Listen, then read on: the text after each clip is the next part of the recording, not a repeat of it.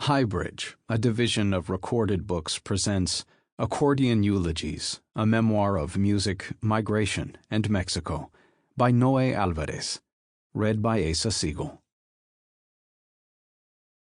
Los caminos de la vida no son como yo pensaba, como los imaginaba, no son como yo creía.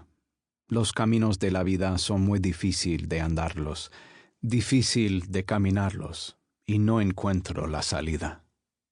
Los caminos de la vida, los diablitos, Omar Geles. La risa es el lenguaje del alma. Pablo Neruda.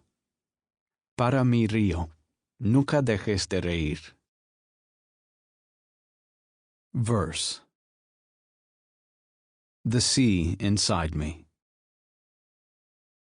I am hounded by the specter of a grandfather I never really knew. He was a migrant and a traveling musician, propelled by the songs that clamored in his chest. A man who gambled his lands away and left his wife and son to go hungry.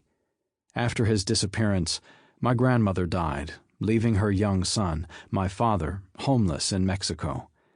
My father was deeply bruised by this abandonment, this subjection to suffering at such a young age.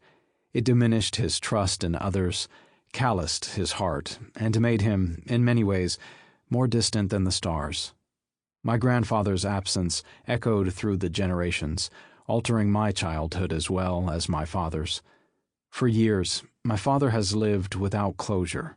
I've spent my life fruitlessly trying to close his hurt for him. Because my grandfather was not present in our lives, I grew up unable to make him answer for the childhoods he denied us.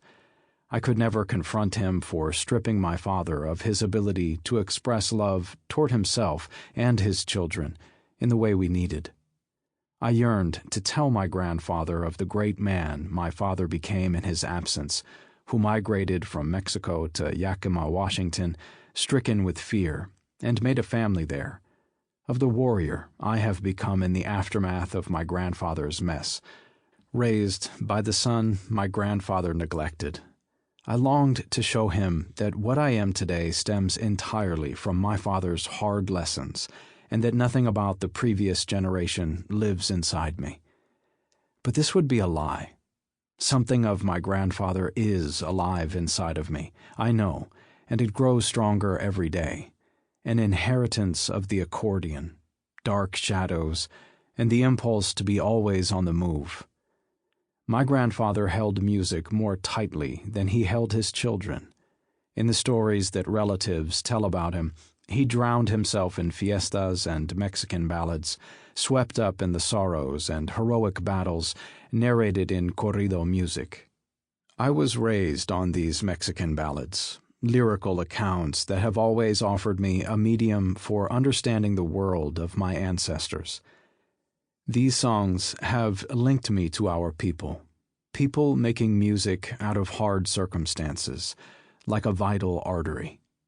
Now, through these corridos, I have decided to unearth my grandfather's story, to find him and secure his proper place in his family folklore.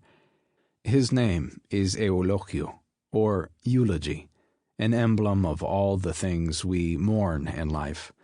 I will venture into learning music that can help me understand Eulogio's world and his decisions. I will hold an accordion between my hands and invoke his ancient gestures in order to peel back the layers of myself.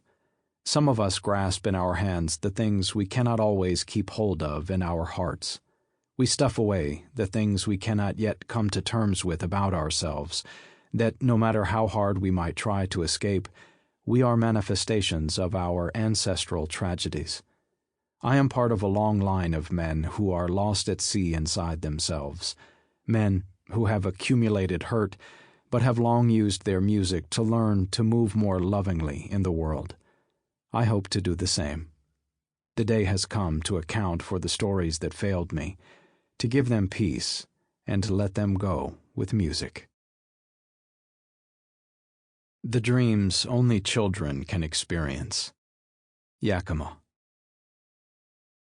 Decades ago, in the crisp morning of the countryside where coyotes stalk the land, a mother swaddles her two babies in delicate fabrics and lays them to rest inside a wooden apple bin, hiding them in the heart of the orchard before she retreats into the apple trees to work. Only 4 walls shield her babies from the sword swaths of the desert valley winds. Their father keeps close watch from atop a diesel tractor, now and then forklifting his bin of babies through the land.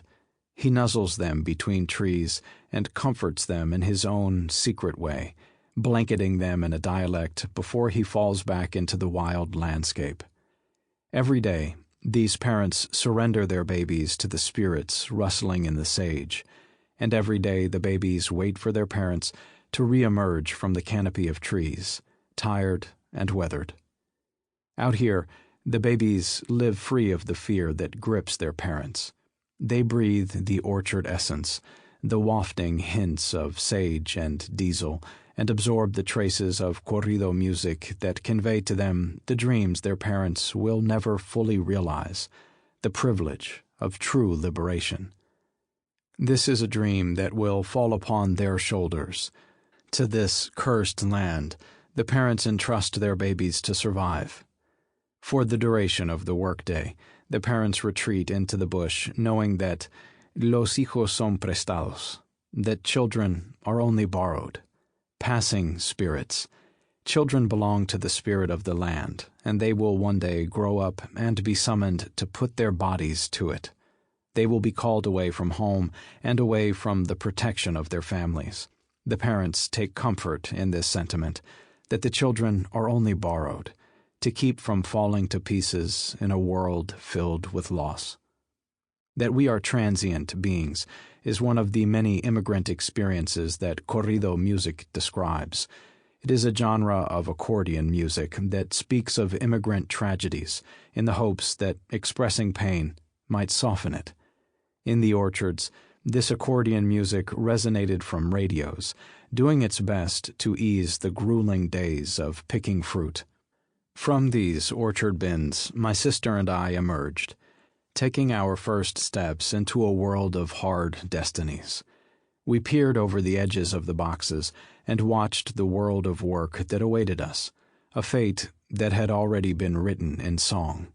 There in Yakima, hidden among tall blades of grass sharp enough to draw blood, we were immersed in our ancestral narratives. Since birth, I have been shaped by the spirit of a people too well acquainted with hard landscapes. Corrido music came to me through the apple trees that held back the beating sun while farmer families hauled fruit using bags strapped to their bodies like accordions. Day after day, my parents filled their chests with the weight of their past, unable to put into words the trauma of 2 worlds, the violence of their Mexican homeland, and now their displacement into this English-speaking country that cast them into the shadows. As a boy, I had heard accordions in Yakima that expressed their sound in warm and seedy places, the taverns and dance halls and house parties where tired migrants gathered to find relief. When the musicians played, I experienced a sound that felt as if it had been unleashed by spirits. The music gripped me by the throat and urged me to take bold action, to always carry that fire that my people held for one another. Now, as an adult, I will teach myself to play the accordion. I will try to re-enter the spiritual realms that corridos made present and real in my childhood. By taking up the instrument, I hope to speak the inherited sadness I have been unable to express for years. When I strap the instrument to my body and put my heart against this power source, I will turn my mind to those 2 babies in the apple bin. The box is the shape that oppressed, comforted, defined, and ultimately saved me by protecting me from the harsh orchards. Now, I will hold the box of the accordion, reclaiming the shape as a site of power. Softening the blows. Boston. I sit alone against an apple tree in Sunderland, Massachusetts, eating a kielbasa hot dog and waiting for a music store to open. As I eat, I think about the improbable number of lives my grandfather lived, the various jobs he held. But then I look at myself and all my transformations, all the different jobs I've held, and I realize that this is another way in which he and I are alike. We are both easily dissatisfied, unable to sit with anything for too long. Perhaps this restlessness is based in some shared distrust of the world. We are each pulled toward constant change because those other places always seem like they'll be better than wherever we are, where the world seems to move too slowly, too oppressively. Perhaps, in all our exertions and self-reinventions, we seek to keep the demons off our trails. Perhaps we cannot come to terms with the finiteness of life, and so we try to stretch it out by living on the move. It's here in Sunderland that I begin my journey with the accordion, on the hunt for a model that's hard to find. At the Button Box Music Store, I will connect with a long line of artisans who have built accordions by hand since 1914, the Italian Castagnari accordion. I was introduced to the true profundity of the Castagnari sound from a video I'd found online of the musician Patricia Pereira playing the song Dziewuszka on the streets of Lisbon. As I sit under the tree like a fallen apple, I rewatch the video on my phone. Pereira begins the song slowly, and I am immediately absorbed by the intensity of her gestures. She pulls at the bellows as if reeling in something deep and heavy from the Lisbon streets. Then, the pace of the music accelerates.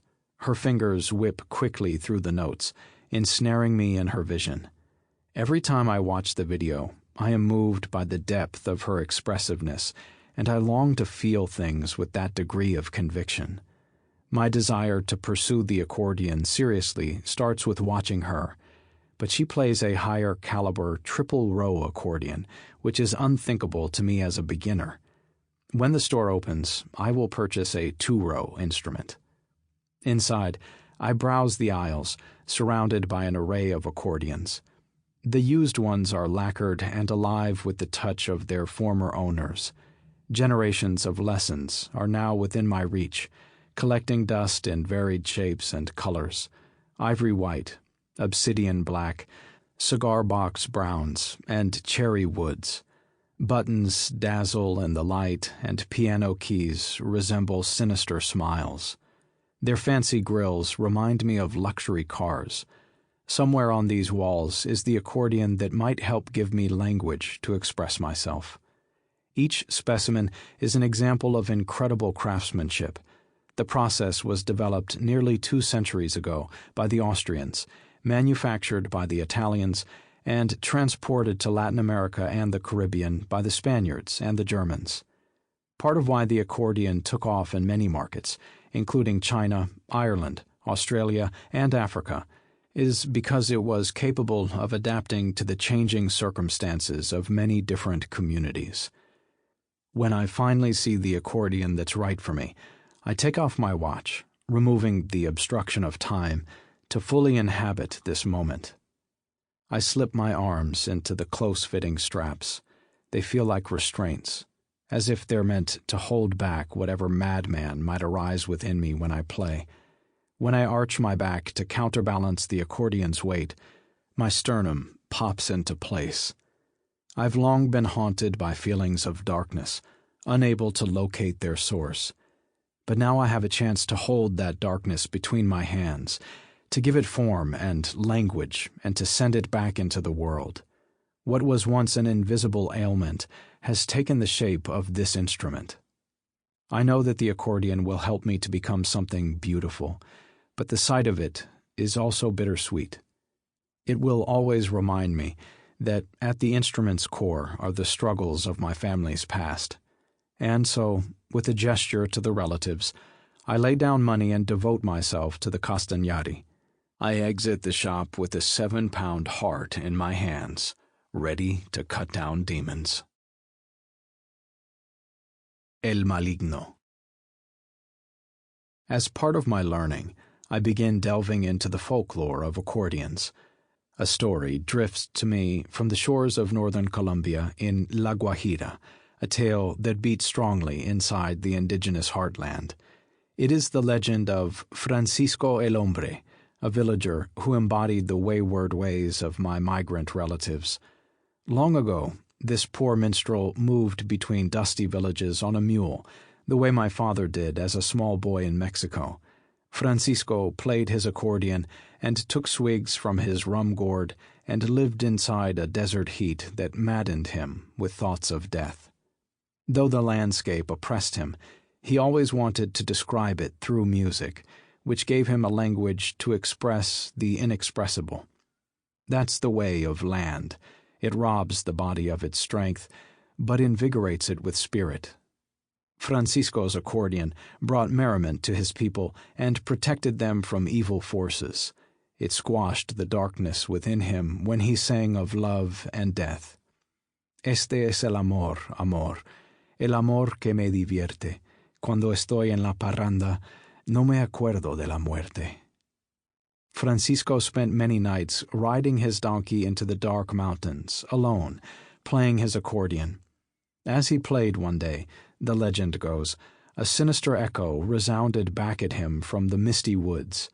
Spellbound, he followed the melody deep into the bush, into the wild realms beyond any human trespass, determined to find its source.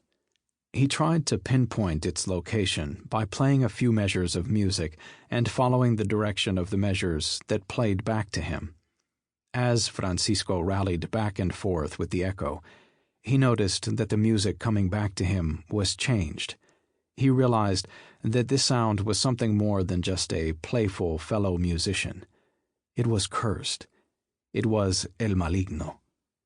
The devil's appearance was a sign that Francisco's talent had entered the realm of the impermissible, had cracked the natural order of things, and aggravated the darkness. Fearing for his life, he played his accordion harder, trembling as he tried to keep back the demon that had now begun to swarm around him. But an even more powerful melody thundered back at him, too enchanting to escape. When the mist cleared, revealing the moon's full glare, Francisco finally saw the demon before him, holding the most majestic accordion any man had ever seen. Demons, his people knew, were the original forgers of the accordion. They would pursue anyone who challenged their mastery of the instrument, the way Francisco had done, without realizing. The cool wind had stiffened Francisco's fingers. He knew his life was ensnared in a battle with an enemy he could not run away from. He continued to duel with El Maligno, their playing ratcheted up in intensity, until Francisco emerged the winner. This legendary duel is also the origin story of vallenato, the famous Colombian rhythm of today. These stories of music's spiritual power lure me in, pull me toward my own demonic battles with an elusive past. Through these sacred melodies, I hope to find a way to heal from the trauma of my family's history, the same way music bandaged my relatives, who poured their gritty experiences on farmlands into accordions. I was in my last days in my apartment in Boston, in a world of moving boxes and half-packed belongings, when I finally dared to pick up the instrument for the first time since I'd purchased it a few days back. I had chosen the imported Italian Castagnari solely for its links to the working man, though I also found its wooden design appealing. There it was, eager to breathe and speak through me, to share the countless tales of the demon who'd forged it and of all the souls imprisoned within it.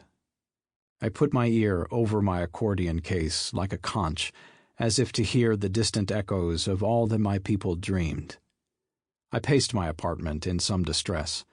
I was anxious about the upcoming move back to Washington State, where my parents had once worked in the orchards. I tried to shake off the terrifying feeling that the move would not solve anything, that out there, beyond my door, there might still be nothing to bring me calm. I struggle with my sense of restlessness. In some ways, I see it as my family's curse, that our wandering is a way to avoid confronting things. We are a family that has kept our distance from our past and from one another, traveling far on foot and in spirit. We harden up our children with stories of the powerlessness and suffering we've endured so that they may do better than we did, and in doing so, we make them feel that they must run in order to avoid the same fate. But our curse is not just our tendency to wander.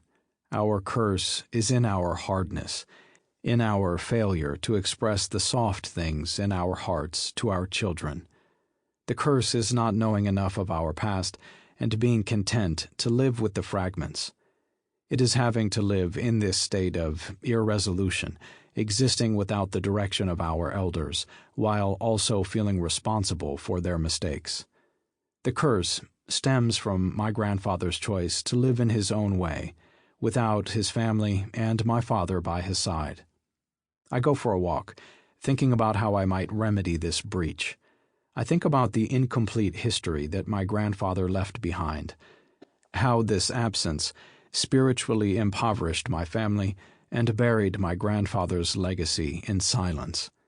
With the aid of the accordion, I want to give new life to these spirits. After I relocate to the Puget Sound region of Washington state, I decide I will travel to Mexico. The past may be in fragments, but this heart is still intact. In the days leading up to the move, I look out my apartment window and trace my reflection in the big Boston landscape and beyond, contemplating the tales I've heard of the elusive grandfather who moved in the shadows of Mexico. It's where he still lives, and where I briefly met him years ago. It is where I will journey to meet him again. I grab hold of the accordion and release its treacherous breath, giving liberty to its sweet, sad sounds. With this act, I give myself over to the demon imprisoned inside of it, inside of me. I allow it to ensnare me on its journey, to take me by the hand and drag me from American town to Mexican village, the wild places of my people's stories. I have no other choice. If I shun the instrument and turn my back on the past, I will drown in my family's enduring tragedy. To lock the instrument back into its case would be to lock up my spirit. My interest in the accordion is not just because it can unearth my family's stories. It is also a way to link me to a global network of accordionists who are doing similar work, reclaiming their sound and reconnecting with their people. The accordion is the chosen instrument of many ethnic groups who suffered isolation and separation, but still persevered. I will connect with these players as I learn to articulate my own story. I will travel to their homelands and immerse myself in their lives and in the gestures of their music. The accordion, a visual symbol of our shared resistance. My grandfather is one of these players too. The days are near when I will visit with this mystical man who used music to make sense of his migratory life. I hope to retrace his steps and revive the spirit of the accordion in our family. As I try to understand more of my grandfather's legacy, I also hope to learn the meaning of my own. He was a home wrecker, a drunk, a gambler, a man forever caught in the currents of migration. Might the instrument have served and saved him, and could it play a similar role in my life? Or is my pursuit of the accordion just a desperate attempt to give love to something and someone who is unworthy of it? 2 Winds. Growing up, whenever I heard about my grandfather, he was clouded in the mysteries of village folklore. Bits of him came to me by way of my distant elders, people who either loved or hated him. Whichever it was, family members were mostly wary of resurrecting his name. Instead, they corked his story into a bottle and tossed him to the torrential waters as flotsam for me to recover. The village people say different things about him. that his soul wanders the old lands like a stray dog in purgatory for the deeds of his past and for the families he has hurt, that he's a shape-shifting trickster living out his last days alone, anchored to nothing but scraps of old dreams, reliant on the kindness of others to sustain him. Of his playing, some say that this man had harnessed the powers of our people in his hands, that he mastered the sounds of the motherland in all its grief and glory, that his accordion held the rhythms that determined the outcome of village events and foretold the tragedies of the poor. Others say, not foretold, but inflicted. But his music was also rumored to placate wild spirits, pull them into dance, give the villagers whatever peace could be had. Through his playing, he ushered people to their place of destiny, offering clarity on their journeys. The living danced along with the dead.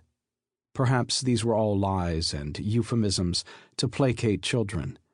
Still, this mythical power of his accordion, destructive or otherwise, intrigued and unsettled me. Sometime in my 20s, years before I lived in Boston, I took an ancient route to visit Mexico. I was driven by dusty dreams and a handful of chicken buses, escorted by my maternal grandfather, who knew the area well. He was my protector inside a murderous, militarized, and illegally mined land that was perennially gripped by mafia warfare. In my back pocket, I carried a journal with a treasure map to my origin story, sketches my father had made for me that outlined directions to a village by way of landmarks and rivers. Wedged between the pages of my journal was a picture of my paternal grandfather, strapped to a piano accordion that seemed to have a smile of its own. Back then, I wasn't in Mexico to find my grandfather, just to learn the basics of my family history, because no one could really tell me about my family's experiences, of the songs that had once coursed through us but got buried in the trauma of harvesting harsh landscapes. I made it my mission to pursue the story of my ancestors from Michoacán. I longed to know how our stories got displaced through migration, discarded on the journey to El Norte, which included the story of my grandfather, the traveling musician. On that trip, while I was visiting a beach, my paternal grandfather appeared to me in the flesh, having tracked the scent of distant kin. Somehow, word must have reached him that I was visiting. He was a thin wire of a man in a loosely buttoned shirt, slacks, and dress shoes made dusty by many pilgrimages. He approached me against the backdrop of a violent ocean, its waves chomping the shore like sharks' teeth. This man came to me like a sudden mist from somewhere over the mountains.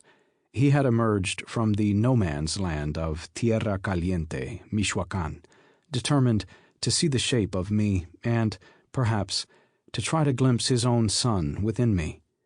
It's possible he wanted to witness the lives he had abandoned ages ago and to reconcile through me what he couldn't do with my father or with his music, to restore the sacred link to our family.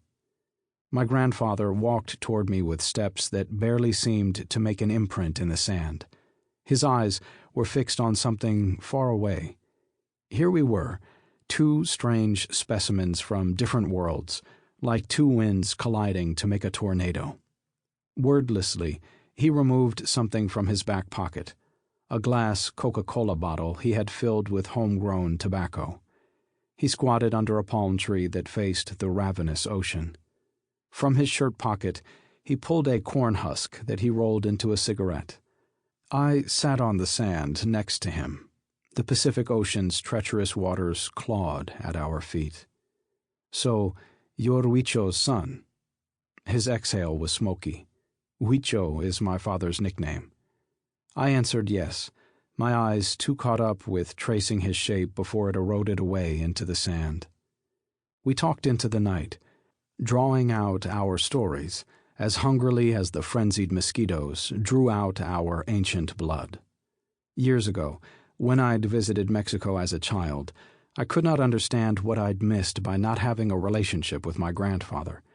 It was only here, in this brief encounter, that I realized how big the void inside me was from having grown up without him. I knew the past was painful. Sample complete. Ready to continue?